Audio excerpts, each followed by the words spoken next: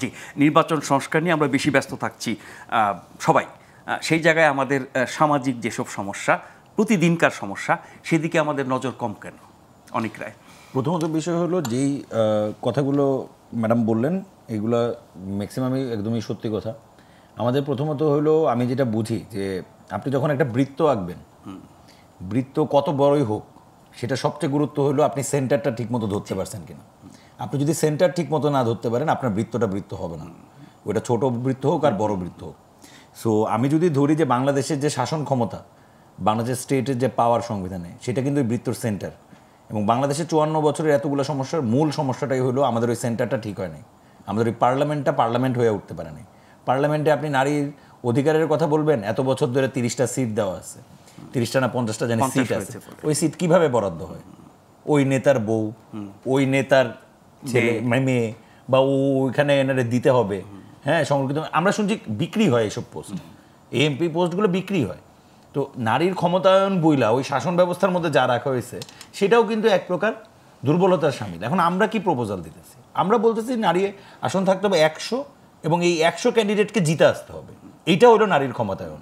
যখন একজন নারী ইলেক্টেড হয়ে আসবেন তার আসন থেকে, সেটা 2-3টা আসনকে মিলায় একটা আসন হইতে পারে সংরক্ষিত আসন, সেই আসনে যখন তিনি জিতে আসবেন, তখন তিনি কিন্তু ক্ষমতার পার্ট। এর আগ পর্যন্ত কিন্তু তিনি দয়া দক্ষিণের অংশ, দয়া দাক্ষিণ্য করা, এর বেশি কিছু না। আমি এসে 20 কোটি টাকা দিলাম, আমাকে সংরক্ষিত মহিলা আসনে বসায় দেওয়া হবে। তো আপনার নারীর ক্ষমতায়ন আপনি কই থেকে পাবেন? আপনি প্র্যাকটিসটা শুরু করবেন কোথা থেকে? আপনি তো জনে জনে মানুষকে ক্লাস নিতে পারবেন না। ওই যে বারবার আমি যেটা বলতেছি, একটা সিস্টেম তৈরি করতে হবে আপনাকে, যে সিস্টেম ডেমোক্রেটিক্যাল হবে, যে সিস্টেম প্রত্যেকটা জিনিসকে অ্যাড্রেস করবে। আপনি আপনার পার্লামেন্টে যে, ফলে আমরা কি কারণে আসলে শাসন ব্যবস্থাটার উপর জোর বেশি দিচ্ছি, কারণ আমরা দেখতেছি 54 বছরে আমাদের ফেইলিয়ার এই শাসন ব্যবস্থার জন্য। আপনি সামাজিক সমস্যার কথা বলবেন, মনে করেন যে শ্রমিকদের আন্দোলন, আমি যদি শ্রমিকদের কথা বলি, আমাদের গার্মেন্ট শিল্প সবচেয়ে বড় শিল্প, আমাদের বৈদেশিক মুদ্রা অর্জনের মানে সিংহভাগই গার্মেন্টস থেকে আসে। তো গার্মেন্টস শিল্পের বর্তমানে অবস্থা কী? কতগুলো জায়গা আসলে কমপ্লায়েন্স মেনটেন করে ফ্যাক্টরি চলে, কতগুলো জায়গায় নারী শ্রমিক যে তার যে অধিকারগুলো, সেই অধিকারগুলো পাবে সেটা এনশিওর হয় কতগুলো জায়গায় আপনি মনে করেন যে যখন নারী শ্রমিক প্রেগনেন্ট থাকেন, তার যে মাতৃত্বকালীন ছুটি দেওয়ার কথা, কয়টা ফ্যাক্টরি মাতৃত্বকালীন ছুটি দেয়? কয়টা ফ্যাক্টরি মাতৃত্বকালীন ছুটির যে সময় তার যে বেতন পাওয়ার কথা, সেই বেতন এনশিওর করে? এগুলো দেখবে কে? এগুলো দেখার জন্য তো আপনার একটা সিস্টেম, রাষ্ট্রই দেখবে। ফলে এটা তো রাষ্ট্রের দেখার কথা। এখন রাষ্ট্র কখন দেখতে পারবে? যখন রাষ্ট্র নিজে শক্তিশালী হবে। এখন বাংলাদেশের রাষ্ট্র কীরকম হয়? বাংলাদেশের রাষ্ট্র হয় হলো ওই যে, সাপোজ আজকেই আমাদের সাথে স্বাস্থ্য উপদেষ্টার যিনি বিশেষ সহকারী ডক্টর সাইদুর রহমান, তার সাথে একটা মিটিং ছিল। কি ইস্যুতে? সুনামগঞ্জ মেডিকেল কলেজ ইস্যুতে। সুনামগঞ্জ মেডিকেল কলেজের একটা বিশাল বড় বিল্ডিং তৈরি করে ফেলা হয়েছে, কিন্তু সেখানে হাসপাতাল হচ্ছে না। ভার্সিটি শুরু হয়েছে 2021 সালে। এই যে কিছুদিন আগে আপনারা দেখেছেন যে আর্মি যেখানে শিক্ষার্থীদের উপর আক্রমণ করেছে, সেই শিক্ষার্থীদের সাথে নিয়ে আজকে আমাদের মিটিংটা ছিল। হসপিটাল ওপেন হচ্ছে না। কেন হসপিটাল ওপেন হচ্ছে না কেউ জানে না। 2024 সালের জুনে এই হসপিটাল ওপেন হওয়ার কথা ছিল, সেটা 2025-এ গেছে। এখন শোনা যাচ্ছে এটা 2026-এ যাবে। হাসপাতালের কাজ শেষ হয়, হাসপাতালের কাজ শেষ হয়েছে, কিন্তু বিল্ডিং কিন্তু হয়ে গেছে।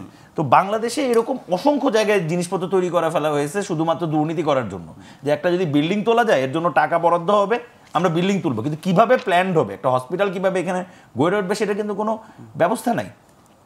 তো এই যে বাংলাদেশের সিচুয়েশন, এই যে বাংলাদেশের টোটাল ফেইলিয়ার বিভিন্ন জায়গায় দেখেন, আমরা কি মনে করি?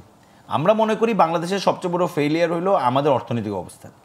বাংলাদেশের মানুষের অর্থনৈতিক যে ভিত্তি, সেই অর্থনৈতিক ভিত্তি কিন্তু খুবই দুর্বল। এবং অর্থনৈতিক ভিত্তি দুর্বল হওয়ার কারণে আপনি দেখবেন যে আমাদের মেজরিটি পিপল অলওয়েজ সাপ্রেসড অবস্থায় থাকে। এবং যখন মেজরিটি পিপল সাপ্রেসড অবস্থায় থাকে, তখন ওর মাথার মধ্যে ঢুকাই দেওয়াটা সহজ, যে ওই যে লোকটা ভদ্রলোক, ওর জন্য তোর সমস্যা হচ্ছে। ও খুব ইজিলি এটা ধারণ করে যে হ্যাঁ, এইটার কারণে সমস্যা হচ্ছে। তখন আপনি নারী দেখাবেন, এই যে নারীদের দেখ কোটা দেয়, ওরা চাকরি পায়, এটাই আসল সমস্যা। কারণ ও তো সাপ্রেসড। সো সাপ্রেসড অবস্থায় ওনা সব কিছুকেই মনে করে সব কিছুই তার প্রতিপক্ষ। তা আপনি সাপ্রেশন দূর করবেন কীভাবে? গণঅভ্যুত্থানের অন্যতম একটা বড় বিষয় হলো মানুষের উপর থেকে সাপ্রেশন যাবে। আমরা এখানে লক্ষ্য করেছি বেশ কিছু ঘটনা, যেমন দেখবেন যে আপনি গণঅভ্যুত্থানের পরেই মানুষের মধ্যে হঠাৎ করে একটা মানে কিছু মানুষের মধ্যে, আমি বলতে পারতেছি না যে একবারে টোটাল বাংলাদেশের জনগোষ্ঠীর উপর, এটা কিছু মানুষের মধ্যে একটা আকাঙ্ক্ষা চলে আসলো যে আমি যা বলবো তাই তো, আমি কষ্ট করছি না, আমি লড়াই করছি না, আমি ফাইট করছি না।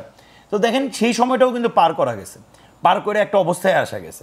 আমাদের ল অ্যান্ড এনফোর্সমেন্টের তো অবস্থা ঠিক ছিল না, এই যে যেমন কিছুদিন আগে শ্রমিক আন্দোলনে ছাত্রনেতাদের উপর আক্রমণ করে পুলিশ, সেই সময় পুলিশ যখন একজনকে গ্রেপ্তার করে থানায় নিয়ে যাচ্ছিল তাকে কি জিজ্ঞেস করছিল জানেন? এটা কিন্তু খুবই অ্যালার্মিং। পুলিশ জিজ্ঞেস করছিল যে 5ই আগস্টের আগে কয়টা পুলিশ মারছিস তুই? ফলে পুলিশের মেন্টালিটিটা চিন্তা করেন। আমরা যা ভাবতেছি যে এখন পুলিশ ভালো, মেন্টালিটিটা কিন্তু আসলে ওইরকম না। মেন্টালিটিটা কিন্তু তার ভিতরে তার যেই মানে প্রতিশোধ স্প্রিয়া সেটা কিন্তু কাজ করতেছে, আজকে নাহলে কালকে কোনো দিনে সে কিন্তু এটা প্রকাশ করবে। এই যে আমাদের সামাজিক ডাইনামিক্স, এবং গত 15 বছর শুধু না, আসলে মানে গত 15 বছরের দোষ দিলাম নাই, যখন একটা লম্বা সময় ধরে একটা দেশে ডেমোক্রেটিক্যাল সিচুয়েশন না চলে, একটা দেশে যখন ডেমোক্রেটিক্যাল পলিসি না চলে, তখন সমাজের মধ্যে নানান রকম ডাইনামিক্সের ঝামেলা তৈরি হবে। এটা তো স্বাভাবিক, কারণ আমার দেশে ডেমোক্রেসি নাই। সো আমার কি করতে হবে? আমার বিভিন্ন গোষ্ঠীর মধ্যে ঝামেলা পাকিয়ে রাখতে হবে, বিভিন্ন গোষ্ঠীকে বিভিন্ন জিনিস দিয়ে উস্কায় রাখতে হবে, তাহলে তারা তাদের ওই ঝামেলাগুলো নিয়ে ব্যস্ত থাকবে। আমি কিন্তু এখানে ক্ষমতায় আরাম করে বসে থাকবো, আমি আমার মতো ব্যবসা বাণিজ্য করবো, আমি আমার মতো সব কিছু করবো। গণতন্ত্র একেবারেই ছিল না, এটা কি বলা সঠিক? আসলে তো ছিল না। আপনি কি মনে করেন গণতন্ত্র ছিল? মানে গণতন্ত্র বলতে আমরা কি গণঅভ্যুত্থানের পরে পরপর 4টি ভালো নির্বাচনের মাধ্যমে আমরা কি ভালো নির্বাচন কি হয়েছে? আমরা যদি ধরি 91 সালের নির্বাচন, আমি আপনার সাথে ভালো নির্বাচন, আমি আপনার সাথে এবার হিসাব করি। আপনি গণতন্ত্র বলতে শুধু তো নির্বাচন না, 91 এর নির্বাচন হলো, 96 এর ঘটনা কি? বিএনপি একা নির্বাচন করে ফেললো, আন্দোলন হলো, সরকার পতন হলো, তারপর নির্বাচন হলো। ট্রানজ্যাকশন কিন্তু স্মুথ না। যদি ভুল করে না থাকি, একমাত্র 2001 এর নির্বাচন একটা স্মুথ ট্রানজ্যাকশনের মধ্য দিয়ে গেছে। তারপর তো 111 আসলো। না, আমি বলছি যে মানে আমাদের ক্ষমতার যে ভারসাম্য হয়তো মানের দিক থেকে কম, কিন্তু গণতন্ত্র একেবারেই ছিল না। গণতন্ত্র মানে তো শুধু ভোটটা না। আপনারা দেখেন, আমাকে প্রত্যেকবার আন্দোলন করতে হয়েছে গণতন্ত্রের জন্য, আমার প্রত্যেকবার ইলেকশনের জন্য আন্দোলন করতে হয়েছে। আমাদের পলিটিক্যাল পার্টিগুলো কোনোদিন কোনো প্রকার মানে এটাতে আসতে পারে নাই, কমিটমেন্টে আসতে পারে নাই যে আমাদের পাওয়ার ট্রানজ্যাকশন এইভাবে হবে। সো এটা কুইট সিম্পল, 5 বছর হবে, 4 বছর হবে, আমরা এই পদ্ধতিতে নির্বাচন করব। আমরা কিন্তু এখন পর্যন্ত কোনোদিন তৈরি করতে পারি। গত 16 বছরের নির্বাচনের তুলনায় ওগুলো অনেক ভালো না বলে উপায় আছে।